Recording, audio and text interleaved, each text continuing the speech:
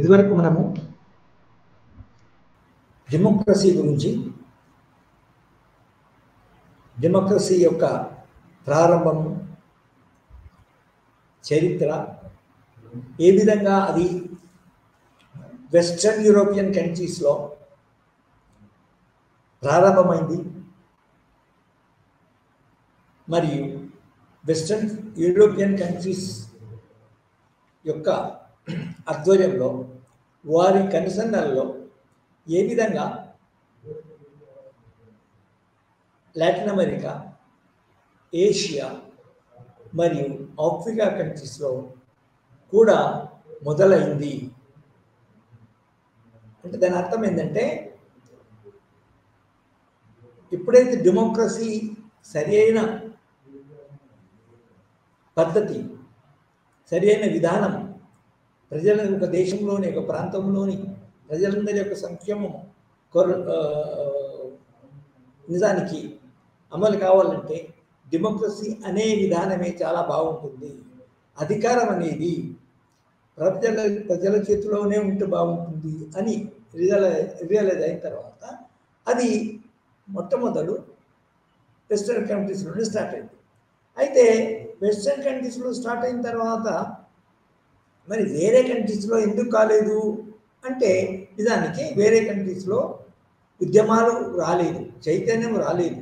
అంటే డెమోక్రసీ నిజంగా for example మనము బ్రిటిష్ వాళ్ళు వచ్చే వరకు మన దేశము, మన దేశ ప్రజలు చాలా వరకు దీనివరు మన ముస్లిం యొక్క ముస్లిం యొక్క పాలనలోనే అణిగిమణిగి ఉన్నారు. ముస్లిం యొక్క రాజుల పాలనలోనే అణిమణిగి ఉన్నారు. ముస్లింలు మన రాజులను ఓడించి వాళ్ళ యొక్క పరిపాలన ప్రారంభించి వాళ్ళ యొక్క రాజులను మన వారసత్వ పద్ధతిలో మన అధికారంలోకి వచ్చి పరిపాలన సాగించారు. అదే బ్రిటిష్ వాళ్ళు వచ్చేవరకు. అయితే బ్రిటిష్ వాళ్ళు వచ్చి ఏం చేశారు అంటే, చాలా మట్టికి వాళ్ళు ముఖ్యంగా కంపెనీ పాలన, తర్వాత వాళ్ళ యొక్క మన ఆర్థిక లాభాల కోసం బ్రిటిష్ వాళ్ళు మన దేశాన్ని వలసగా చేసుకున్నారు, వలస రాజ్యంగా చేసుకున్నారు. కానీ వాళ్ళు వలస రాజ్యంగా చేసుకునే ప్రాసెస్లోనే, క్రమంలోనే వాళ్ళు ఏం చేశారంటే, వాళ్ళ యొక్క పెత్తనము, వాళ్ళ యొక్క ఆధిపత్యము బాగా జరగాలంటే మన బ్రిటిష్ వాళ్ళు కూడా కొంత ప్రజలకి సేవ, మన భారతీయులకి సేవ చేస్తున్నారు, భారతీయుల డెవలప్మెంట్ తీసుకొస్తున్నారు, భారతదేశంలో పరిపాలన పరమైన అభివృద్ధి తీసుకొని వస్తున్నారు. తర్వాత భారతదేశంలో ప్రజాస్వామ్యము కూడా అభివృద్ధి చేస్తున్నారు అనిపించుకోవాలని మన భారతదేశంలో మన కొన్ని డెమోక్రాటిక్ పద్ధతులను ప్రవేశపెట్టడం జరిగింది. అంటే మీకు తెలుసు కదా, మన 17th early 17th late 18th century నుంచి 1857 వరకు మన దేశము మన బ్రిటిష్ ప్రాంతంలో ఆధ్వర్యంలో ఉన్న ప్రాంతాలు ఈస్ట్ ఇండియా కంపెనీ కింద ఉన్నాయని. కానీ 1857లో ఎప్పుడైతే సిపాయి మ్యూటినీ ద్వారా మన దేశం, మన ఝాన్సీ, పర్టికులర్గా ఝాన్సీ రాణి సిపాయి మ్యూటినీలో ఓడిపోయిందో, అప్పుడు వాళ్ళు ఏమనుకున్నారంటే, అసలు ఈ మ్యూటినీ సరిపోదు, ఈస్ట్ ఇండియా కంపెనీ పాలన సరిపోదు, నిజానికి బ్రిటిష్ వాళ్ళ కింద, బ్రిటిష్ ఆధ్వర్యంలో ఉన్న ప్రాంతాలన్నీ నిజానికి డైరెక్ట్గా బ్రిటిష్ సామ్రాజ్యం కింద, బ్రిటిష్ పార్లమెంట్ కింద, బ్రిటిష్ ప్రభుత్వం కింద తెస్తేనే బాగుంటుందని వాళ్ళు 1858లో ఒక చట్టం పాస్ చేశారు. బ్రిటిష్ ఇండియా మన 1858 నుంచి government of India act, British government of India act pass చేసి, అది దాని ద్వారా బ్రిటిష్ ఇండియాలోని ప్రాంతాలని, బ్రిటిష్ ప్రాంతాలని డైరెక్ట్గా బ్రిటిష్ ప్రభుత్వం కిందికి తీసుకొచ్చింది. అంటే దాని అర్థమైంది, ఇండియాలో బ్రిటిష్ వాళ్ళ ఆధ్వర్యంలో ఉన్న ప్రాంతాలకన్నీ బ్రిటిష్ పార్లమెంటులు చట్టాలు చేస్తారు డైరెక్ట్గా, no East India Company. So ఈ విధంగా మన ఇది బ్రిటిష్ సామ్రాజ్యవాదం. ఇంకో డచ్ సామ్రాజ్యవాదం, తర్వాత పోర్చుగీస్ సామ్రాజ్యవాదం, ఫ్రెంచ్ సామ్రాజ్యవాదం, జర్మన్ సామ్రాజ్యవాదము, మన జపనీస్ సామ్రాజ్యవాదము. ఒక్కొక్క సామ్రాజ్యాల కింద ఉన్న వలసలు ఏదైతే ఉన్నాయో ఆ వలసలలో నిజానికి వీలైతే వాళ్ళని దోచుకోవడము, లేకపోతే దోచుకుంటే వాళ్ళ ఆధ్వర్యంలో వచ్చి పూర్తిగా వచ్చిన తర్వాత ఆ వలస దేశాల్లో వాళ్ళ కింద వలస దేశాల్లో కొంచెం అభివృద్ధిని తీసుకురావడము, రాజకీయ అభివృద్ధి కావచ్చు, మన మన పాలనా అభివృద్ధి కావచ్చు, అట్లా వేరే వేరే ప్రాంతాల కింద వాళ్ళను పూర్తిగా గీడించడమే కాకుండా వాళ్ళ వాళ్ళ వలస దేశాలలో అభివృద్ధి కూడా తీసుకుని రావడం జరిగింది. The best example is our Indian colonial regions under the British. So 1857 కింద ఈ ఎగ్జాంపుల్ చెప్తున్నాను. సో డెమోక్రసీ అనేది ఆ విధంగా డెవలప్ అయ్యారు. ఇప్పుడు సామాన్యంగా ఏం చేస్తారంటే ఒక సామ్రాజ్యవాద దేశాన్ని ఇంకో కాలనీ తీసుకున్నప్పుడు వాళ్ళ పరిపాలన బాగుంటుంది, వాళ్ళ విధానాలు బాగుంటుందని వాళ్ళ పరిపాలన ప్రవేశపెడతాయి. అది ముస్లింల కాలం జరిగింది, తర్వాత మన ఈ బ్రిటిష్ వాళ్ళ కాలంలో జరిగింది. సో ఈ విధంగా డెమోక్రసీ అనేది నిజానికి ఒకేసారి రాజరికం పడిపోయిన తర్వాత రాజరికం అమెరికా బ్రిటన్లో ఆలివర్ క్రామ్వెల్ నిజానికి డెమోక్రసీ అనేది మొలకలు ఎప్పుడు ఎత్తిందంటే డెమోక్రసీ అనేది ఎప్పుడు మొలకెత్తిందంటే ఎప్పుడైతే ఆలివర్ క్రామ్వెల్ బిహేవ్ చేశాడో, ఎప్పుడైతే మోనార్కీ అనేది వీకెన్ అయిపోయిందో, ఎప్పుడైతే పార్లమెంటరీ సుప్రమసీ అయిందో అప్పటి నుంచి దాన్ని మొలకలు. పార్లమెంటరీ సుప్రమసీ అనేది పార్లమెంటరీ విధానం అనేది పార్లమెంటరీ విధానం అంటే ఏంది?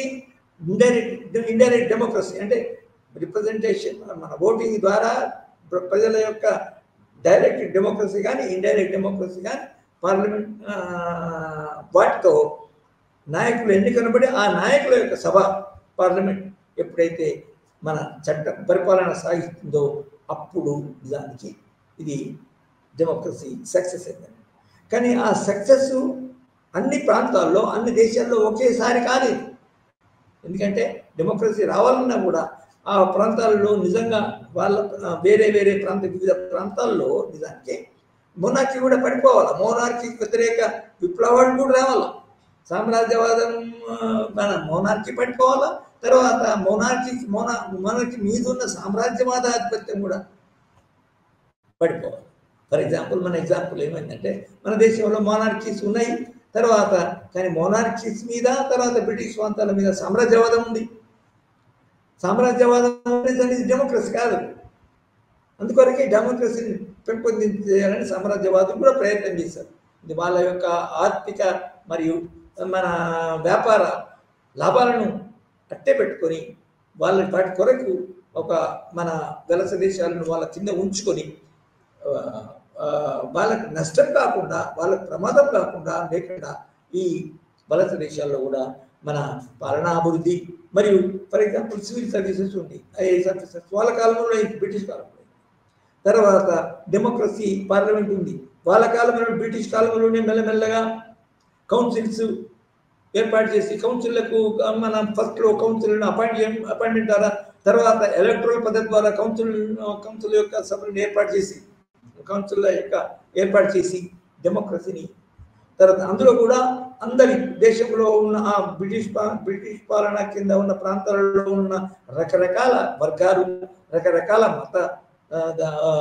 మతస్థులను కూడా నిజానికి ఈ డెమోక్రసీ కింద తీసుకొచ్చారు. ఈ కౌన్సిల్స్కి మన ఎన్నిక అయ్యడానికి అర్హులైనటువంటి వాళ్ళు నిజానికి వాళ్ళ యొక్క ప్రయత్నం చేశారు. అందుకొరకే బ్రిటిష్ కాలంలోనే నిజానికి అనేక పొలిటికల్ పార్టీస్ భారతదేశం నుంచి అంటే మన బ్రిటిష్ బ్రిటిష్ ఆధ్వర్యంలో ప్రాంతాలలో నిజానికి మల్టీ పార్టీ సిస్టమ్ కూడా బ్రిటిష్ కాలంలోనే వచ్చింది.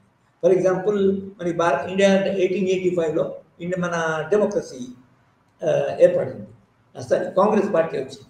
దాని తర్వాత కొంతకాలానికి 1920లోనే దానికంటే ముందు ఎంఐఎం మన బ్రిటిష్ మన ముస్లింలు వాళ్ళ పార్టీని ఏర్పరచుకొని మన ఈ కౌన్సిల్లకు పోటీ చేయడం ప్రయత్నం చేశారు. అదేవిధంగా 1920స్లో కమ్యూనిస్ట్ పార్టీ ఏర్పడింది. అంటే దాని అర్థం ఏంది? బ్రిటిష్ కాలంలోనే నిజానికి మన డెమోక్రాటిక్ విధానాలు ఏర్పడింది, పార్టీ సిస్టమ్ ఏర్పడింది. పార్టీ సిస్టమ్ ప్రజలను మన మొబిలైజ్ చేయడానికి, తర్వాత ప్రజలు పార్టిసిపేట్ చేయడానికి పనిచేస్తారు, రిప్రజెంటేటివ్ డెమోక్రసీ. సో ఈ విధంగా డెమోక్రసీ అనేది ముందుకు అడ్వాన్స్ అయ్యింది. సామ్రాజ్యవాద దేశాల ద్వారా, సామ్రాజ్యవాద ఆధ్వర్యంలో కూడా నిజానికి వలస ప్రాంతాల్లో ఒక విధమైన, ఒక లిమిటెడ్, పరిమితమైన డెమోక్రసీ వచ్చింది అని చెప్పక తప్పదు, అడ్వాన్స్. సో డెమోక్రసీ ఎప్పుడు సక్సెస్ అయింది, ఎక్కడెక్కడ సక్సెస్ అయింది, ఏ కారణాల్లో సక్సెస్ అయిందంటే మనం ఏ ప్రాంతాలు చూసుకోవాలా, తర్వాత మన లాటిన్ అమెరికా, ఏషియా, ఆఫ్రికాలో ఎందుకు మెల్లగా సక్సెస్ అయింది అంటే, ఇప్పుడు బ్రిటిష్ వాళ్ళు వాళ్ళ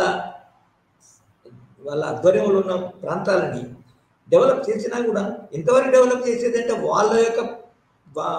వాళ్ళ ఆధిపత్యాన్ని కోల్పోకున్నంత వరకు డెవలప్ చేసేది. నిజంగా పూర్తిగా డెవలప్ చేయలేదు. ఫర్ ఎగ్జాంపుల్, వాళ్ళు డెవలప్ చేయాలని నిజంగా ఇంట్రెస్ట్ ఉంటే అది ప్రిన్సిపల్ స్టేట్స్ వాళ్ళని కూడా నిజంగా మన ప్రమోట్ చేయాలి, వాళ్ళ సొంత వాళ్ళ దేశాలలో కూడా మన ప్రజాస్వామ్యం ప్రవేశపెట్టాలి ఏది. కానీ ఆ విధంగా ఏం చేయండి, వాళ్ళ దాని కింద ఉన్న ప్రాంతాలలోనే ప్రవేశపెట్టలేదు. ఫర్ ఎగ్జాంపుల్, ఇండిపెండెన్స్ అయ్యే వరకు బ్రిటిష్ వాళ్ళ కింద 12-13 ప్రాంతాలు, ప్రావిన్సెస్ అంటారు, బ్రిటిష్ ఇండియన్ ప్రావిన్సెస్లోనే డెమోక్రసీ సక్సెస్. ఓకే, సో ఈ విధంగా డెమోక్రసీ అనేది వివిధ ప్రాంతాల్లో వివిధ విధానాల ద్వారా, వివిధ సందర్భాల్లో మన డెమోక్రసీ అనేది అడ్వాన్స్ అయింది. అంటే డెమోక్రసీ అడ్వాన్స్ అయింది అంటే మోనార్కీ, వారసత్వ విధానమైన పాలకులను ఎన్నుకొనబడము అనేది తగ్గిపోయింది. సో అయితే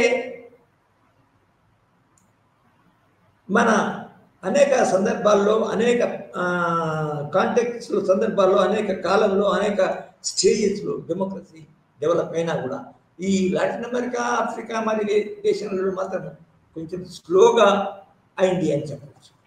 అందులో ఆ స్లోగా అవడమే కాకుండా అందులో ఒక ముఖ్యమైన ఇంపార్టెంట్ విషయాలు, డెమోక్రసీ సక్సెస్ ఏంటంటే పార్టిసిపేషన్ అనేది ఉండాలి. అంటే ఒక దేశంలో ఉన్న ప్రజల యొక్క అడల్ట్ సఫరేజ్ అంటారు. డెమోక్రసీకి చాలా ముఖ్యమైన విషయము, కండిషన్ ఏంటంటే adult suffrage, right to vote. Adult suffrage అంటే ఒక ఏజ్ వచ్చిన ప్రతి పౌరుడు, ప్రతి మనిషి, ఆడ మగ, ముసలి, పెద్దోళ్ళు అందరూ అడల్ట్ సఫరేజ్ కింద వాళ్ళకి ఓటు హక్కు వస్తారు. ఓటు హక్కు వేసినప్పుడు తమ యొక్క రిప్రజెంటేటివ్, తమ యొక్క ప్రతినిధులను ఎన్నుకొని ఆ ప్రతినిధులన్నీ దానికి మన పార్లమెంట్కి పంపుతారు. అయితే ఆ ప్రతినిధుల ఎన్నికలో కూడా నిజానికి అనేక రకాల అడ్డంకులు ఉన్నాయి. తర్వాత ఆ అడ్డంకులను కొందరు సమర్థించారు కూడా, including your JSL, great democratic writer and great. ఆయన ఏమన్నాడంటే అసలు డెమోక్రసీ, మన రైట్ టు ఓట్కి నిజానికి ఒక స్టేజ్కి చదువుకున్న వాళ్ళనే అసోసియేట్ చేయాలని అది చేశారు. దానికంటే ముందు ఏం చేశారంటే ఏం అడ్డంకు ఉండదంటే, ఒక వర్గానికి చెందిన వారే first master and civil society ఉన్నప్పుడు మాస్టర్సే దానికి ప్రతినిధులుగా ఎన్నుకొనబడాలన్నారు. అంటే స్లేవ్స్ ప్రతినిధులుగా ఎన్నిక కావడలేదు. దాని తర్వాత ఇంకొక అడ్డంకి ఏమొచ్చింది, ఇంకొక అడ్డంకి ఏముంది అంటే ఎడ్యుకేషన్. ఎవరైతే ఎడ్యుకేటెడ్ ఉన్నారో, ఒక క్వాలిఫికేషన్ ఉన్న వాళ్ళే మన ఏమంటారు దాన్ని, ఈ మన శాసనసభలకు ప్రతినిధులుగా ఎన్నికనబడాలని అదొక అడ్డంకు. అయితే ఇంకొక అడ్డంకు ఏముంది అంటే మన జెండర్ అడ్డంకు, లింగ సంబంధమైన అడ్డంకు. సంబంధమైన అడ్డంకు చాలా నిజానికి ఒక క్రిటికల్. నిజానికి ఇదివరకు మనం చదువుకున్నాము, ఉదారవాద మరియు మన ఇండివిజువలిస్ట్ సిద్ధాంతం ఏదైతే ఉన్నదో ఆ సిద్ధాంతం ప్రకారం అందరూ సమానమే, అందరికీ అన్ని హక్కులు ఉంటాయి, అందరికీ రాజకీయ హక్కులు ఉంటాయి అనేది ఉదారవాదం చెప్తుంది. కానీ ఉదారవాద సిద్ధాంతము, మోడర్న్ డెమోక్రటిక్ సిద్ధాంతము అమెరికాలో తర్వాత బ్రిటన్లో కూడా చాలా కొంతకాలం కింద నిజానికి ప్రైవేట్ స్పేరు, పబ్లిక్ స్పేరు అనేది ఈ ఉదారవాద సిద్ధాంతం అనేది ఈ మన సామాజిక రంగంలో డివైడ్ చేస్తుందంటే private spare, public spare. Private spare అంటే ఏంటి అంటే ఫ్యామిలీ, తర్వాత మన మతము, తర్వాత వర్గము, కులము, తర్వాత జెండరు, దాని తర్వాత ఈవెన్ ప్రైవేట్ స్పేర్. వర్గం కూడా వర్గ భేదం ఉంటుంది ప్రైవేట్ స్కూల్లో, లింగ భేదం ఉంటుంది. తర్వాత ఎందుకంటే ఫర్ ఎగ్జాంపుల్ ప్రైవేట్ స్కూల్లో లింగ భేదం ఎందుకు ఉంటుందంటే మొదటి ట్రెడిషన్స్ ప్రకారము, ప్యాట్రియార్కీ మన ప్రకారము మన స్త్రీలు నిజానికి మన కొన్ని మన సమాజంలో ఉన్న, తర్వాత ఫ్యామిలీలో ఉన్న కొన్ని పనులకి బాధ్యత వహించాలి. వాళ్ళ ప్రయారిటీ స్త్రీలది. వాళ్ళ బాధ్యత ఏంటంటే పిల్లలు కనడము, ఫ్యామిలీని చూసుకోవడము, ఫ్యామిలీ అభివృద్ధి చేసుకోవడం, ఫ్యామిలీ రక్షించడం, చదవడం, పిల్లల్ని పెంచడం, పిల్లలు ఇది. అయితే ఇది ఉదారవాద సిద్ధాంతం ఒక దిక్కు ఈక్వాలిటీ అని చెప్పినా కూడా ప్రైవేట్ స్ఫేర్లో మాత్రము ఇది ఉండాలి అనే విధంగా సమర్థించింది. ఏది స్త్రీలను ప్రైవేట్ స్ఫేర్లను వాళ్ళ ఫ్యామిలీని చూసుకోవడము, ఫ్యామిలీ రెస్పాన్సిబిలిటీ ఫుల్ఫిల్ చేయడము. అయితే ఆ యొక్క వైరుధ్యం మాత్రం ఉదారవాద సిద్ధాంతంలో ఉంది. ఈ ఉదారవాద సిద్ధాంతము ఏదైతే ఉన్నదో అంటే పురుషులకి వాళ్ళ ఉదారవాద సిద్ధాంతం యొక్క బేసిక్ ఏంటంటే ఈ పితృస్వామ్యాన్ని సమర్థించడమే. తర్వాత ఉదారవాద సిద్ధాంతం యొక్క ముఖ్యం ఏంటంటే పబ్లిక్ స్పేర్లో ఈక్వాలిటీ ఉండాలి. అయితే ప్యాట్రియార్కీ పితృస్వామ్యం ద్వారా ఫ్యామిలీలో హెడ్ ఆఫ్ ద స్టేట్ మన పురుషులే ఉండాలా, తర్వాత అతని యొక్క కన్సర్న్ని ఫ్యామిలీ నడవాలా అనేది ప్రైవేట్లో వాళ్ళు ఉదారవాద సిద్ధాంతం, మోడర్న్ డెమోక్రసీ సపోర్ట్ చేస్తుంది. అయితే ఇక్కడ దీన్ని నిజానికి స్త్రీ ఉద్యమాలు, మన స్త్రీలకు మద్దతు ఇచ్చే, స్త్రీల యొక్క అభివృద్ధిని ఆకాంక్షించే ఫెమినిస్ట్ అంటారు స్త్రీవాదులు. స్త్రీవాద రచనలు నిజానికి ఇది తప్పు, ఈ మన ఈ మోడర్న్ డెమోక్రసీ, లిబరల్ ఉదారవాద డెమోక్రసీ అనేది నిజానికి వాళ్ళ యొక్క డెమోక్రసీ పబ్లిక్ స్పేర్లో ఉంటుంది, ప్రైవేట్ స్పేర్లో మాత్రం ఏముండదు, ఈక్వాలిటీ ఉండదు, లిబర్టీ ఉండదు.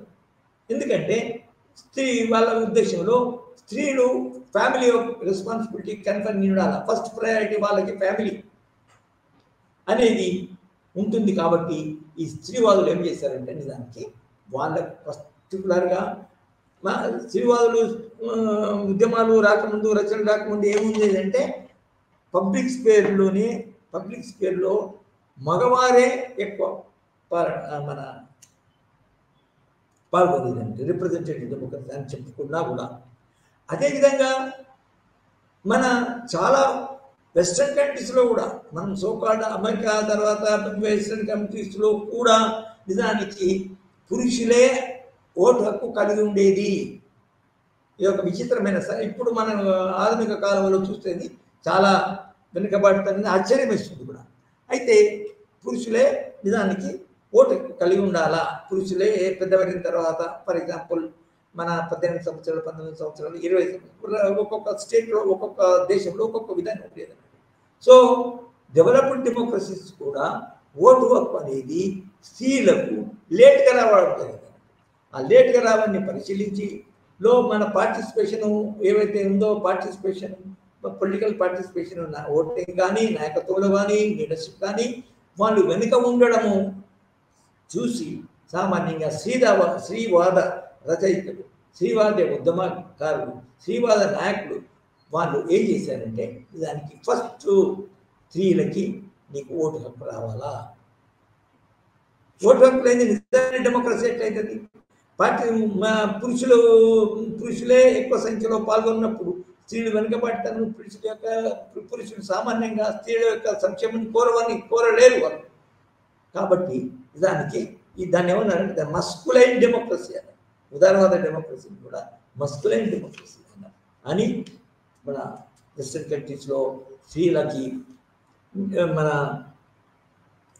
ఓటు హక్కు ఉండాలి అని కొట్లాడి అదే అంటే దాని అర్థం ఏంటంటే నేను అనేది ఏంటంటే మన ఈ వెస్ట్రన్ కంట్రీస్లో డెవలప్డ్ కంట్రీస్లో కూడా ఒక్కొక్క దేశానికి ఒక్కొక్క విధంగా ఒక్కొక్క స్టేజ్లో మన ఓటు హక్కు వచ్చింది స్త్రీలకి. కానీ ఒక లాభము వలస దేశాలకి ఏం కలిగింది అంటే ఎప్పుడైతే బ్రిటిష్ వాళ్ళు వాళ్ళ మన దేశంలో స్త్రీకి ఓటు హక్కు ఇచ్చారో అదేవిధంగా మన దేశంలో కూడా ఇది బ్రిటిష్ వాళ్ళ కాలంలో కూడా మన దేశంలో స్త్రీలకి సమాన హక్కు తప్పకుండా ఇచ్చింది. అది బ్రిటిష్ వాళ్ళు మన దేశాన్ని పాలించడం వల్ల వచ్చిన ఒక లాభము అని చెప్పుకోవచ్చు యాక్సిడెంటల్గా. సో ఈ విధంగా బ్రిటిష్ ఈ విధంగా ఫెమినిస్ట్ లీడర్ ద్వారా ఉమెన్స్ మూమెంట్ ద్వారా నిజానికి ఇది మన స్త్రీల యొక్క భాగస్వామ్యం స్త్రీల యొక్క ఇది డెవలప్ అయింది చెప్పొచ్చు. దీనికంటే ముందు నిజానికి డెమోక్రసీస్ అనే కాన్సెప్ట్ని సిద్ధాంతాన్ని చాలా దేశాల్లో మెల్లమెల్ల ఫాస్ట్గా అభివృద్ధి అని చెప్పొచ్చు. ఉదాహరణకి మోనార్కీ పడిపోయిన తర్వాత 1974 వరకు 39 రాజ్యాల్లోనే కంట్రీస్లోనే డెమోక్రసీ ఉండేది. 1974 17 దేశాల వరకు నిజానికి మన డెమోక్రసీ ఏర్పాటైందని చెప్పవచ్చు. అంటే బాగా డెవలప్ అయింది. కానీ మళ్ళీ ఇప్పుడే మనం అనుకున్నట్టు ఈ దేశాలలో కూడా నిజానికి మన స్త్రీల యొక్క భాగస్వామ్యము స్త్రీల యొక్క మన రిప్రజెంటేషను ప్రాతినిధ్యము చాలా తక్కువ. వాళ్ళ యొక్క మన ఓటింగ్ రేట్ కూడా తగ్గింది. ఓటింగ్ రైట్ ఉన్న తర్వాత కూడా వాళ్ళు ఓటు వేయకపోవచ్చు అనేది మనము గమనించాలి. సో ఈ విధంగా 1990 ఇప్పుడు 1990 నుంచి మనం ఇంకా చాలా దూరం వచ్చినాము. 1990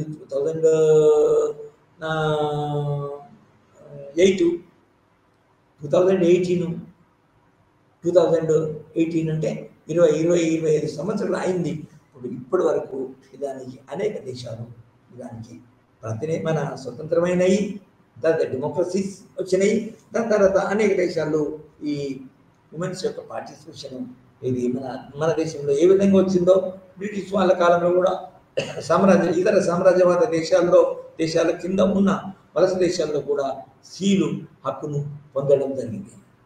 సో ఇదంతా మొత్తం మీద ఇదంతా దానికి ఒక్కొక్క దేశంలో ఉన్న స్త్రీవాద రచయితలు స్త్రీవాద నాయకులు ఉద్యమాలు నడపడం వల్లనే మాత్రమే వచ్చిందని చెప్పక తప్పదు.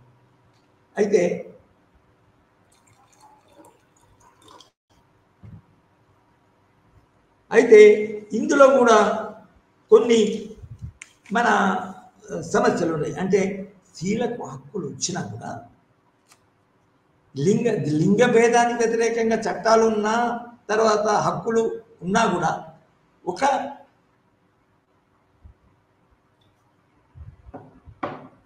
ఒక సమస్య మాత్రం ఉంది. ఇంకా అదేంటంటే స్త్రీలు ఎన్నికలో పాల్గొనాలన్నా పబ్లిక్ స్పేర్ బయట మన ప్రైవేట్ స్పేర్ కాకుండా పబ్లిక్ స్పేర్లో ఎలక్షన్లో పాల్గొనాలన్నా కూడా వాళ్ళకి ఇంట్రెస్ట్ హక్కు ఉండడమే కాకుండా వాళ్ళ పరిస్థితి కూడా మారాలి. వాళ్ళ పరిస్థితి ఏంటంటే ఫ్యామిలీని చూసుకోవాలా, ఫ్యామిలీ మన హక్కు ఉన్నా కూడా మన ఫ్యామిలీ చూసుకోకపోతే నిజంగా ఓటు హక్కు ఇస్తే నిజానికి ఓకే, కొన్ని హక్కులు వస్తే కొన్ని లాభాలు ఉంటాయి. కానీ నువ్వు ఓటు హక్కును చూసి రాజకీయాల్లో బాగా పాల్గొంటే నీ ఫ్యామిలీ ఏం కావాలా, ఫ్యామిలీ రెస్పాన్సిబిలిటీ ఏం కావాలా అనేది ఒక పెద్ద సమస్యగా వచ్చింది.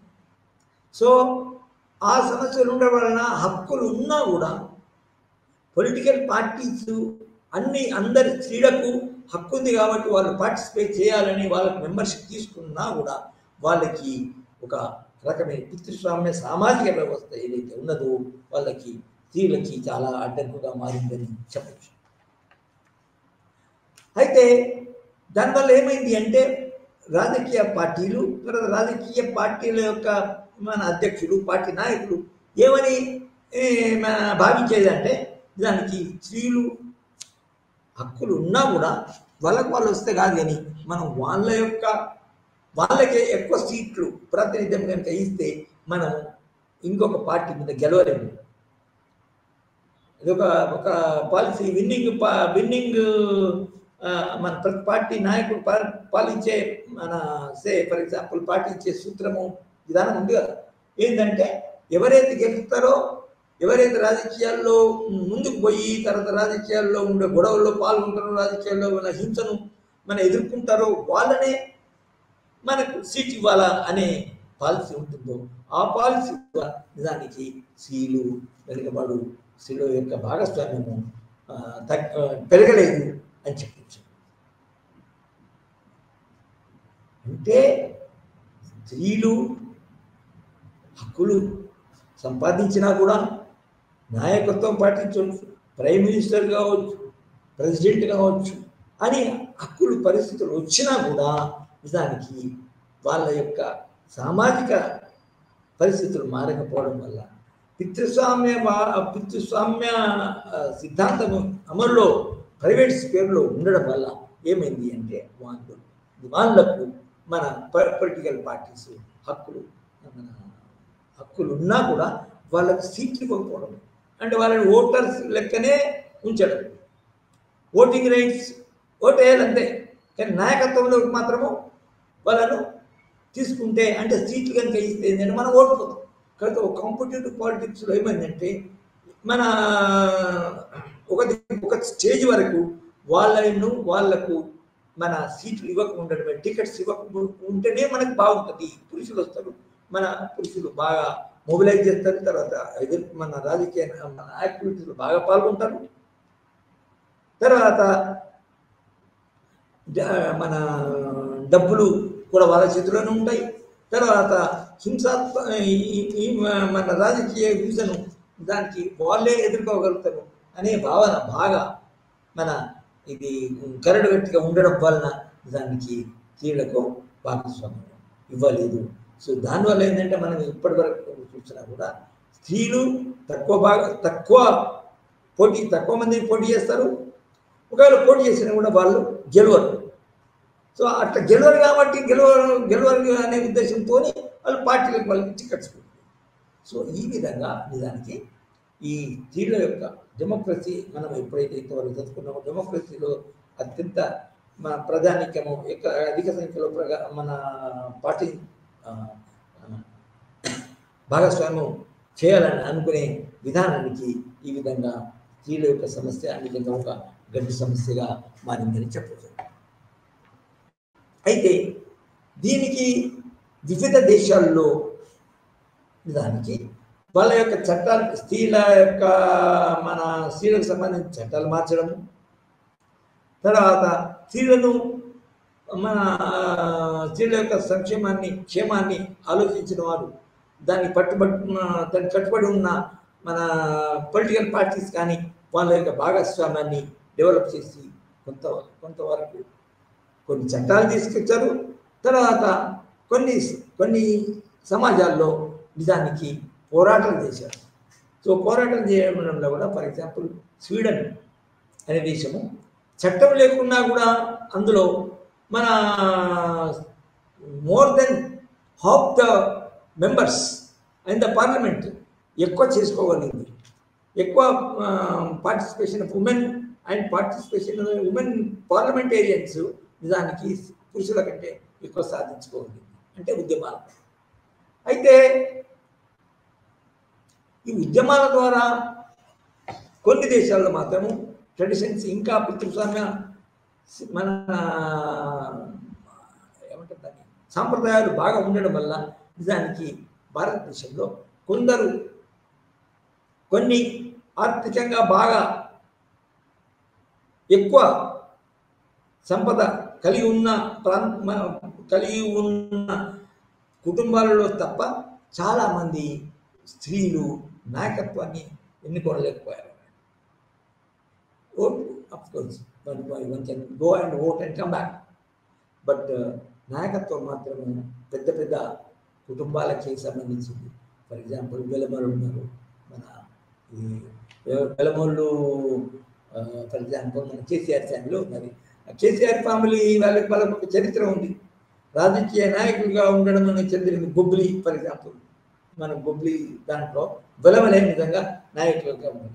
సో వాళ్ళు నాయకులు ఉండడం వల్ల అసలు అప్పర్ కాస్ట్ నాయకులుగా ఉండడం వల్ల వాళ్ళ కుటుంబాల్లో ఇప్పుడు ఈ డెమోక్రసీ వచ్చిన తర్వాత రాజకీయం పడిపోయిన తర్వాత వాళ్ళ కుటుంబంలోనే స్త్రీలు కూడా భాగస్వామ్యం సాధించడం జరిగింది. అయితే వాళ్ళ యొక్క అంటే అప్పర్ క్లాస్ వాళ్ళ యొక్క కుటుంబాల నుంచే మన స్త్రీల యొక్క భాగస్వామ్యమే కాకుండా దానికి డెమోక్రసీ సక్సెస్ అయినప్పుడు ఎప్పుడైతుందంటే స్త్రీలు కూడా అన్ని వర్గాల నుంచి ఓటు వేయడము, ఓట్లు పార్టిసిపేట్ చేయడము, నాయకత్వం చేపట్టడము, తర్వాత అధికారాన్ని కూడా చేపట్టడం. నాయకత్వంలో కూడా chief minister, prime minister for example మన దేశంలో రాష్ట్రాల్లో నిజానికి ఇప్పటికి కూడా స్త్రీల యొక్క పాత్ర చీఫ్ మినిస్టర్స్ ఫర్ ఎగ్జాంపుల్ మన ఎన్ని రాష్ట్రాలు అన్ని రాష్ట్రాల్లో ఇన్ని పెద్ద మన 20-25 కంటే ఎక్కువ రాష్ట్రాలు ఉన్నా కూడా ఒక్క 3 రాష్ట్రాల్లోనే మనకి స్త్రీలు చీఫ్ మినిస్టర్ ఉన్నారు. అదేంటి వెస్ట్ బెంగాల్లో మమత, తర్వాత మన లీడర్షిప్ పొందిన కానీ ఇప్పుడు అధికారంలో లేకున్నా కూడా అక్కడ మన ఉత్తరప్రదేశ్లో మాయావతి చాలా టర్మ్స్ చీఫ్ మినిస్టర్ అయింది. దానికంటే ముందు నందిని సత్పతి అని ఒక ఒరిస్సాలో చీఫ్ మినిస్టర్గా ఉండేది. తర్వాత మన అట్లా అక్కడక్కడ. కానీ నిజానికి సగము జనాభాలో సగం వరకు ఉన్న స్త్రీల యొక్క సంఖ్య మరి ఆ సంఖ్యకు సమానంగా మన రాజకీయ నాయకత్వం సంపాదించడం కానీ, సీటు సంపాదించడం కానీ, నిజానికి మరి చీఫ్ మినిస్టర్గా, ప్రైమ్ మినిస్టర్ కావడం కానీ నిజానికి అది ఎక్కువ కావడం లేదు, సాధించబడడం లేదు. సో దాని కొరకని కొన్ని దేశాలు ఏం చేసినాయి అంటే నిజానికి వాళ్ళకి రిజర్వేషన్స్ అంటే ఉమెన్స్ పార్టిసిపేషన్ ఎక్కువ కావడానికి కొన్ని సీట్లు స్త్రీలకే రిజర్వ్ చేయాలా, కొన్ని సీట్లు స్త్రీలకే రిజర్వ్ చేయాలి. పురుషులకు కొన్ని సీట్లు ఆ కాన్స్టిట్యున్సీ మన నియోజకవర్గానికి పురుషులు పోటీ చేయడానికి, ఆ నియోజకవర్గాల్లో పురుషులు పోటీ చేయడానికి వీలు ఉండదు అన్నట్టు. అందువల్ల దాని ఆ రూల్ ప్రకారము మన ఎలక్షన్ కమిషన్ రూల్స్ ప్రకారము దానికి పొలిటికల్ పార్టీస్ కూడా అది ఈ పురుషుల టికెట్ ఇవ్వకూడదు. ఆ నియోజకవర్గానికి స్త్రీలనే పంపాలి, స్త్రీలకే వాళ్ళ టికెట్ ఇవ్వాలి, స్త్రీలకే వాళ్ళ బీఫామ్ అని ఉంటారు కదా, బీఫామ్ ఇవ్వాలి. అది ఆ రాజ్యాంగము మన రాజ్యాంగంలో తీసుకురావడం జరిగింది. అంటే స్త్రీల యొక్క ప్రాతినిధ్యము దాన్ని పెంపొందించాలంటే వాళ్ళకి నిజానికి రాజ్యాంగబద్ధమైన ప్రత్యేక హక్కులు కలిగించాలా, దాన్నే రిజర్వేషన్స్ అంటారు. నిజానికి ఆ విధంగా కొన్ని దేశాలు నిజానికి మన స్త్రీల యొక్క ఎక్కువ పార్టిసిపేషన్ సాధించాయని. అప్పుడు నిజానికి అప్పుడు పోటీ ఇక్కడ ఏమవుతుంది, రిజర్వేషన్స్ వల్ల ఏమవుతుంది, పోటీ తగ్గుతుంది. రిజర్వేషన్ లేకుంటే ఏంటంటే ఒక స్త్రీ ఒక పెద్ద పురుషుని కొని పాపులారిటీ ఉండవచ్చు, సంపద ఉండవచ్చు, తర్వాత అతని అంగబలం, సంపద, మన ఆర్థిక బలం వాటిని ఎదుర్కోని అవసరం లేదు. ఒక స్త్రీతోనే పోటీ పడుతుంది. సామాన్యంగా స్త్రీతోనే పోటీ పడుతుంది. అన్ని పార్టీలు స్త్రీలకు ప్రాతినిధ్యం ఇచ్చి టికెట్ ఇచ్చి వాళ్ళని పంపడం జరుగుతుంది. కాబట్టి ఆ నియోజకవర్గాలలో నిజానికి స్త్రీలే ఉంటారు, స్త్రీలు తప్పకుండా ఎలక్ట్ కాబడతారు. సో ఆ విధంగా ఆ ఉద్దేశంతోనే నిజానికి మన చాలా స్త్రీవాదులు, పొలిటికల్ పార్టీస్ నిజానికి మన దేశంలో ఒక 20 సంవత్సరాల నుంచి నిజానికి 33% of seats should be allotted, should be reserved to women అని కొట్లాడడం జరిగింది. అయితే ఆ బిల్లు ఒకసారి చాలా రోజుల కింద 15 సంవత్సరాల కింద అది పార్లమెంట్లో ప్రవేశపెట్టడం జరిగింది. కానీ ఆ ప్రవేశపెట్టడంలో ఆ ప్రాసెస్లోనే నిజానికి పర్టికులర్గా మన దేశం మనకు తెలుసు, ఒక క్యాస్ట్ సిస్టమ్ అన్నది ఏం తెలుసు. మన దేశంలో క్యాస్ట్ యొక్క వాళ్ళు ఏమన్నారంటే, మన బీసీలో మన బీసీ వాళ్ళు ఏమన్నారంటే,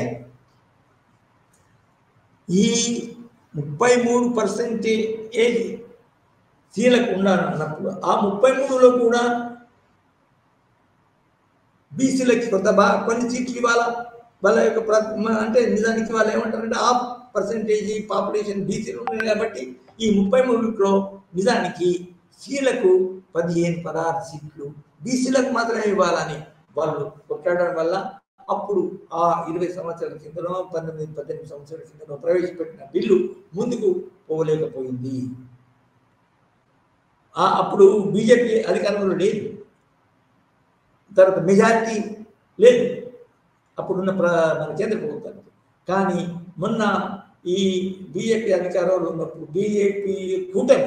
బీజేపీ నాయకత్వంలో ఉన్న కూటమి, ఎన్డీఏ కూటమి, నేషనల్ డెమోక్రాటిక్ అలయన్స్ అనేది మన చాలా 20 సంవత్సరాల నుంచి అది అధికారంలో ఉందనుకోండి, మన ఉనికిలోకి వచ్చింది. తర్వాత ఇది కొన్ని రోజుల కింద వాజ్పేయి తర్వాత ఇతరులు బీజేపీ నాయకులు ప్రైమ్ మినిస్టర్స్ కూడా అయ్యారు.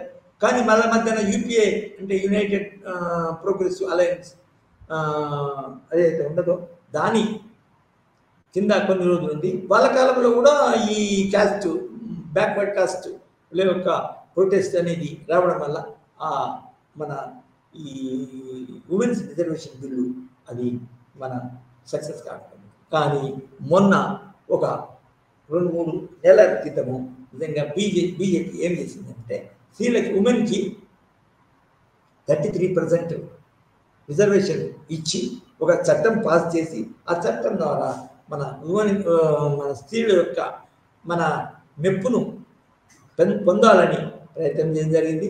నిజానికి ఆ బిల్లు కూడా పాస్ అయింది, ఇంకా కొన్ని అమలులోకి రాలేదు. ఈ పార్లమెంటరీ ఎలక్షన్లో కూడా దాని యొక్క ప్రాసెస్, దాని యొక్క మన ప్రక్రియ పూర్తి కాలేదు కాబట్టి ఉమెన్ రిజర్వేషన్ ఈ పార్లమెంట్లో విధంగా అమలు కాలేదు. కానీ మనం నెక్స్ట్ పార్లమెంటరీ ఎలక్షన్స్ వచ్చినప్పుడు తప్పకుండా అది దానికి ఇంప్లిమెంట్ అవుతుంది.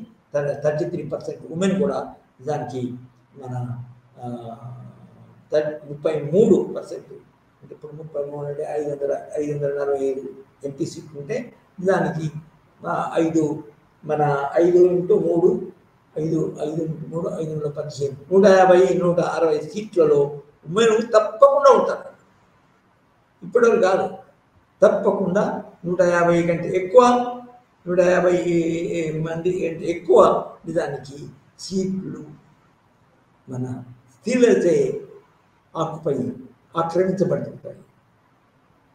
So that is going to come. So ఈ విధంగా వాళ్ళకి రిజర్వేషన్, స్వీడన్ వంటి దేశాల్లో మన రిజర్వేషన్ రాజ్యాంగం ఇవ్వకున్నా కూడా వాళ్ళు సాధించారు. ఎందుకంటే వాళ్ళు నిజానికి సొసైటీలో చాలా సంస్కరణలు తీసుకొచ్చారు. సొసైటీలో కూడా స్త్రీలు చాలా ఫ్రీగా ఉండటానికి వాళ్ళు ఫ్రీగా, తర్వాత ఫ్రీ మూమెంట్ వస్తారు. తర్వాత మన రాజకీయాల్లో ఎక్కువ సేపు గడపగలుగుతారు, తర్వాత నాయకులు కాగలుగుతారు. కానీ మన దేశం వంటి దాంట్లో సమాజంలో నిజానికి స్త్రీలు అణచివేయబడతారు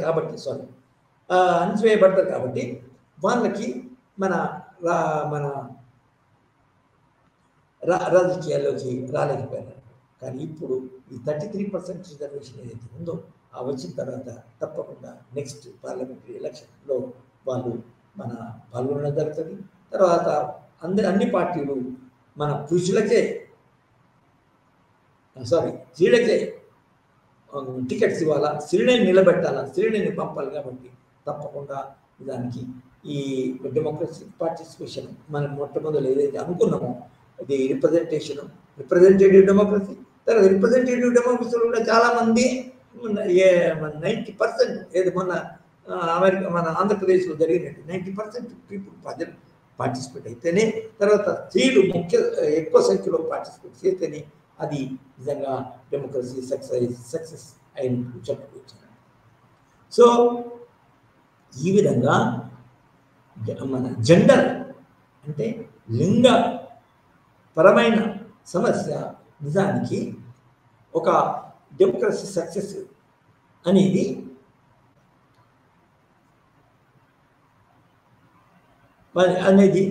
మన నిజానికి అవుతుందని చెప్పుకోవాలి. సో ఇంకా కొన్ని దేశాలలో స్త్రీలు, ఫర్ ఎగ్జాంపుల్ మనకు middle east, Islamic country, Pakistan, ఈ దేశాల్లో నిజానికి ఇంకా వాళ్ళ మతం ప్రకారం స్త్రీలు కొన్ని కట్టుబడులకి మన లోనే ఉండాలి, కొన్ని కట్టుబాట్లు పాటించాలి అనే విధంగా మన ముస్లిమ్స్ కంట్రీస్లో మన స్త్రీలకి హక్కులు ఉన్నా కూడా వాళ్ళ యొక్క పార్టిసిపేషన్ చాలా తక్కువ అయింది. ఫర్ ఎగ్జాంపుల్ ఇప్పుడు చూడండి మీరు, ముస్లిం దేశాలలో ఎంతమంది స్త్రీలు నాయకులుగా ఉన్నారు. వాళ్ళ ప్రాంతాల్లో, వాళ్ళ దేశాల్లో ఉన్న రాష్ట్రాల్లో చీఫ్ మినిస్టర్ కానీ, వాళ్ళ దేశానికి మన ప్రైమ్ మినిస్టర్, ప్రెసిడెంట్ కానీ చాలా తక్కువ ఉంది. ఎందుకంటే వాళ్ళకి స్త్రీ వాళ్ళ యొక్క మతంలో స్త్రీ స్వాతంత్రమే లేదు. చూస్తారు కదా మొన్న ఒక 2 సంవత్సరాల కింద ఇరాన్లో స్త్రీలు ముందుకు వచ్చి మాకు అన్ని హక్కులు ఉండాలని ప్రయత్నం చేశారు. కానీ ఇంకా మనకి ఆఫ్ఘనిస్తాన్ వంటి దేశాల్లో నిజానికి స్త్రీలను అణిచివేయడం జరుగుతుంది. వాళ్ళకి విద్య, తర్వాత రాజకీయాలు, తర్వాత మన సామాజిక సేవ రంగాల్లో వాళ్ళకి నిజంగా ప్రవేశము లేదు, ఉన్నా కూడా చాలా తక్కువ. సో ఇటువంటి ఇంకా ఈ ఆధునిక కాలంలో కూడా నిజానికి స్త్రీల యొక్క పార్టిసిపేషన్ చాలా తక్కువది అనొచ్చు. సామాన్యంగా ఏం జరుగుతుందంటే ఒక సామాజిక వర్గము ఒక లింగానికి సంబంధించిన ఏ లింగానికి సంబంధించిన నాయకుడు అధికారంలో వస్తుందో ఆ లింగానికి సంబంధించిన సభ్యులకి, అంటే స్త్రీలైతే స్త్రీలింగం అయితే స్త్రీలింగం, పురుషలింగము దానికి విజయవంతంగా సక్సెస్ఫుల్గా తప్పకుండా వాళ్ళ యొక్క సమస్యలు వాళ్ళకే, ఒక లింగానికి సంబంధించిన సభ్యులకి ఆ లింగానికి సంబంధించిన సమస్యలు పూర్తిగా అర్థమైంది. వాళ్ళు ప్రయత్నం చేయడానికి అవకాశం ఉంటుంది. ఒక పురుషులు స్త్రీల కోసం సక్సెస్ కొట్లాడడం అనేది నిజానికి కొంచెం తక్కువ, కొట్లాడవచ్చు కానీ తక్కువ. కానీ స్త్రీల యొక్క నాయకులు, స్త్రీల యొక్క సమస్యలు తప్పకుండా పరిష్కరించడానికి ఎక్కువ అవకాశాలు ఉన్నాయి. కాబట్టి ఇంకా ఏషియా, లాటిన్ అమెరికా, తర్వాత ఈ మన ఆఫ్రికాలో ఫర్ ఎగ్జాంపుల్ స్త్రీల యొక్క పార్టిసిపేషన్ తక్కువ ఉంటుంది. ఇంకా అక్కడ ఇంకా ట్రైబల్ కల్చరే ఉంది. ట్రైబల్ కల్చర్ సామాన్యంగా అంటే మారిపోయిన ఒరిజినల్ ట్రైబల్ కల్చర్లో స్త్రీలకి సమాన హక్కులు ఉండేది. నిజానికి మాతృస్వామ్య వ్యవస్థలు స్త్రీల యొక్క పరిపాలన ఉంటుంది, స్త్రీలే పరిపాలన అనుకునేది. కానీ అక్కడ కూడా మన దేశంలో లెక్క, మన ప్రాంతానికి ట్రైబల్స్ అందరూ సామాన్యంగా నిజానికి మారిపోయారు, పితృస్వామ్య వ్యవస్థను పాటిస్తున్నారు. కాబట్టి వాళ్ళ కుటుంబాల్లో కూడా, వాళ్ళ సమాజంలో కూడా స్త్రీలు వెనుకబడి ఉన్నారు. అంటే పితృస్వామ్య వ్యవస్థ అంటే నిజానికి ట్రైబల్ కల్చర్కి అడ్వాన్స్. ఆ పితృస్వామ్య వ్యవస్థలో స్త్రీలకు హక్కులు తక్కువ ఉన్నాయి, పురుషులకి ఎక్కువ ఉన్నాయి, పురుషాధిక్యత ఎక్కువ ఉంది. కాబట్టి ఇక్కడ ఇంకా ఈ 3 ఖండాల్లో స్త్రీల యొక్క పాత్ర ఎక్కువ కావాలంటే, స్త్రీల యొక్క ప్రాతినిధ్యం ఎక్కువ కావాలంటే దానికి చాలా కాలం పట్టడానికి అవకాశం ఉంది. కానీ అంత మాత్రాన స్త్రీలు తమ యొక్క ప్రాతినిధ్యాన్ని సాధించలేరు అని అనుకోకూడదు. తర్వాత మన పురుషుల ఆధిక్యత, మన రాజకీయాలను, తర్వాత సామాజిక విషయాలను, పబ్లిక్ విషయాలని మన పురుషుల యొక్క ఆధిపత్యానికి వదిలిపోయాలా అని అనుకోవడం లేదు చాలామంది పురుషులు. స్త్రీలు దానికి అధికారంలోకి రావడానికి, తర్వాత రాజకీయాల్లోకి రావడానికి ప్రయత్నం చేయడం జరుగుతుంది. సో నౌ మనము ఏ విధంగా మోనార్కీ పడిపోవడం వల్ల ఫస్ట్ ఏం చేసుకున్నాం, మనము డెమోక్రసీని బాగా చదివినాం, డెమోక్రసీ యొక్క ఎవల్యూషన్ చదివినాం, డెమోక్రసీ యొక్క ఏ విధంగా గ్రీక్ అటువంటి ప్రాంతాలలో డెమోక్రసీ అనేది మొదలైంది, సిటీ స్టేట్ అనే మొదలైంది. కానీ అప్పుడు డైరెక్ట్ ఆ సిటీ స్టేట్ యొక్క మన సభల్లో మన ప్రజలు డైరెక్ట్గా పార్టిసిపేట్ చేశారు, దాన్ని డైరెక్ట్ డెమోక్రసీ. కానీ అవి కొన్ని చిన్న ఉండేది. సిటీ స్టేట్ అండ్ సిటీలో చాలా తక్కువ ఉంటారు కాబట్టి ఆ సిటీలో ఉన్న ప్రజలందరూ పాల్గొనడానికి, అంటే ప్రెసిడెంట్ ఆర్డర్స్ పాల్గొనడానికి వీలుంటుంది. కానీ ఒకటి మాత్రం నిజం, గ్రీక్స్లో కూడా అందరూ అంటే స్త్రీలు పురుషులు సమానంగా పార్టిసిపేట్ చేయదు. గ్రీక్లో కూడా బానిస వ్యవస్థ ఉండేది. సో బానిసలు స్త్రీలైనా పురుషులైనా పాల్గొంటుండేది. కానీ ఎవరైతే పాల్గొంటారో వాళ్ళు మాత్రము డైరెక్ట్గా పోయి చర్చించి చట్టాలు చేసుకునేది, పాలసీ చేసుకునేది. సో అక్కడి నుంచి కానీ డెమోక్రసీ పాపులర్ అయిన కొద్ది మనం ఏం చదువుకున్నామంటే అది పెద్ద దేశాలకి, తర్వాత జనసంఖ్య ఎక్కువ ఉన్న దేశాలకి అది వర్తించదు, అది అమలు కావడానికి అవకాశం ఉంది. కాబట్టి డైరెక్ట్ డెమోక్రసీ అనేది పెద్ద దేశాలకి చాలా మన నార్మల్ అయిపోయింది. ఇండైరెక్ట్ డెమోక్రసీ అంటే ఏంటి అంటే ప్రాతినిధ్యం అంటే ప్రజలు తమ యొక్క ప్రాతినిధ్యాలను ఎన్నుకొని ఆ ప్రతినిధుల ద్వారా తమ యొక్క భావాలు, తమ యొక్క సంక్షేమము కాపాడుకొని తమ ప్రయోజనాలను కాపాడుకోవడానికి అవకాశం ఉంది. సో రిప్రజెంటేటివ్ డెమోక్రసీ అనేది చాలా పాపులర్ అయింది. చాలామంది ఇప్పుడే చెప్పినట్టు నిజానికి అన్ని డెమోక్రసీస్లో రిప్రజెంటేటివ్ డెమోక్రసీ మాత్రమే ఉంది.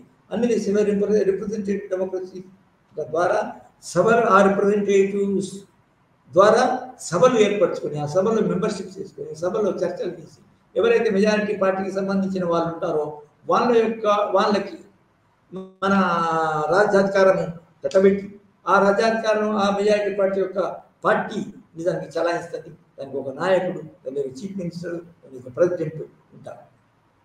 సో ఈ విధంగా మనకి డెమోక్రసీ అనేది ప్రాక్టీస్కి వచ్చింది. అంటే ఇప్పుడే చెప్పినట్టు మొట్టమొదటి ఈ సెషన్ యొక్క దీన్ని మన ప్రారంభం చెప్పినట్టు అది ఆ డెమోక్రసీ కూడా అన్ని ప్రాంతాల్లో ఒకేసారి రాలేదు, స్టేజ్ల ప్రకారం వచ్చింది. దానికి వ్యతిరేకత కూడా వచ్చింది. దాన్ని వ్యతిరేకించిన వాళ్ళు ఫర్ ఎగ్జాంపుల్ ఆఫ్రికా కానీ, ఇండియా కానీ, తర్వాత లాటిన్ అమెరికా కానీ రాజరికం కంటిన్యూ కావాలా అనే రాజులు వాళ్ళ ప్రాంతాల్లో మన డెమోక్రసీ రానివారు. ఫర్ ఎగ్జాంపుల్ మనం జీవిస్తున్న ఈ హైదరాబాద్ స్టేట్ ఏదైతే ఉన్నదో, హైదరాబాద్ స్టేట్లో ఉన్నటి వరకు 1947 వరకు దానికి నైజాం యొక్క పాలన ఉంది. నైజాం పాలన ఉన్నప్పుడు నిజానికి అతను ప్రజాస్వామ్యాన్ని రానివ్వలేదు.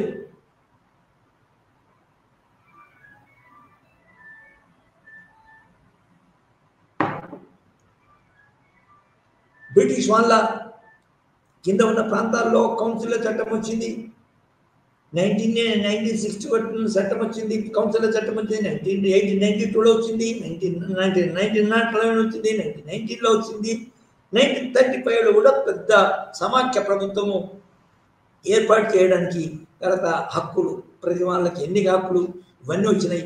కానీ ఈ ప్రిన్సిపల్ స్టేట్స్ రాజరికము ఉన్న ప్రాంతాల్లో మాత్రము ఇది రాలేదు. అంటే దాని అర్థమైంది, డెమోక్రసీని అందరికి ఓటు ఇవ్వడము, రాజులకు హక్కు ఇవ్వడము, తర్వాత మన వారసత్వంగా మనకు వచ్చే రాజరికాన్ని పోగొట్టడానికి రాజులు ముందుకు రాలేదు. సో చెప్పొచ్చింది ఏంటంటే నిజానికి ఒక డెమోక్రసీ అనేది అమలులోకి రావడం అనేది నిజానికి ఒక పెద్ద చరిత్ర ఉంది. తర్వాత ఇప్పుడు మనం చెప్పినట్టు మన భారతదేశం ఉందండి. భారతదేశంలో బ్రిటిష్ సామ్రాజ్యవాదం ఆధిపత్యాన్ని సంపాదించిన తర్వాత డైరెక్ట్గా ప్రావిన్సెస్లో ఉన్న ప్రాంతాలు వేరే ఉంది, డెమోక్రసీ వచ్చింది, కౌన్సిల్ చట్టాలు, ఆ చట్టాలు ఈ చట్టాలు వచ్చినాయి, ఓటు హక్కు నూరు వచ్చింది, మల్టీ పార్టీ సిస్టము బ్రిటిష్ ప్రవేశపెట్టారు. కానీ బ్రిటిష్ వాళ్ళ కింద అన్ని ప్రాంతాలు రాలేదు. ముఖ్యంగా ప్రిన్సిపల్ స్టేట్ స్వదేశీ సంస్థానాలు ఏదైతే ఉన్నాయో వాళ్ళ దేశంలో మీకు బ్రిటిష్ వాళ్ళు రాలేదు కాబట్టి అక్కడ డెమోక్రటిక్ ఇన్స్టిట్యూషన్స్ రాలేదు, ఓటు హక్కు రాలేదు. సో ఆ విధంగా అడ్డంకులని అయితే కానీ బ్రిటిష్ వాళ్ళు రావడం వల్ల కూడా నిజానికి ఒక మన దేశానికి ఒక ఛాలెంజ్ కూడా వచ్చింది. అంటే ఒక కొత్త విధానం, కొత్త ఆధునిక విధానం వచ్చింది. సో ఆధునిక విధానం వల్ల బ్రిటిష్ వాళ్ళ ప్రాంతాల్లో మన దేశంలో నిజానికి డెమోక్రసీ అంచెలంచెలుగా వచ్చినా, కొంచెం కొంచెం వచ్చినా, పరిమితంగా వచ్చినా కూడా మన దేశానికి ఓటు హక్కు వచ్చిందని.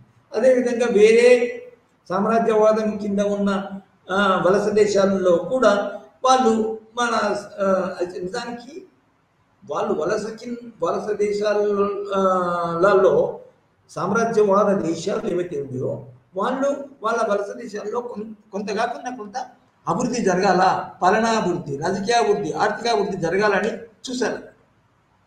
సో దానివల్ల ఏంటంటే మన దేశంలోనే కాకుండా వేరే సామ్రాజ్యవాద దేశాల కింద ఉన్న వలస ప్రాంతాల్లో డెమోక్రసీ దానికి ప్రవేశపెట్టడం జరిగింది. ఆ విధంగా ఒక డెమోక్రసీ అనేది ఒక ఈ కాలంలో పెద్ద సామాన్యమైంది, నార్మల్ అయిపోయింది. It is there everywhere. అది దానికి రాజకీయ అభివృద్ధి అని మనం చెప్పచ్చు. అయితే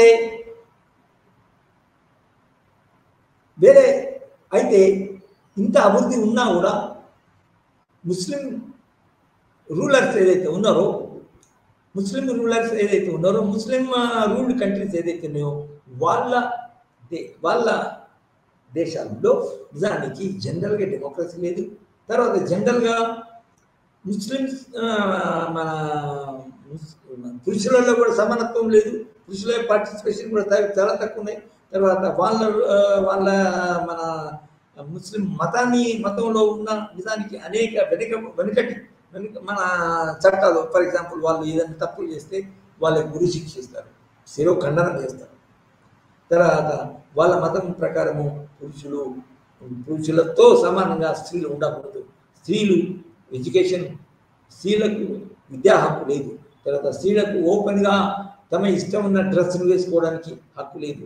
తర్వాత వాళ్ళు తప్పకుండా బుర్కా వేసుకొని ప్రజలకి మన బయట తిరగాల్సి ఉంటుంది. తర్వాత స్త్రీ పురుష సమానత్వం ఉంది అక్కడ. సో ఈరోజు కూడా ఈ ముస్లిం పాలిత రాజ్యాలలో నిజానికి మన ఆ ఒక దేశంలో ఉన్న పౌరులందరూ నిజానికి ప్రజాస్వామ్యంలో మన రాజకీయాల్లో దానికి పాల్గొనడం లేదు అని చెప్పక తప్పదు. సో కానీ దానికి వ్యతిరేకంగా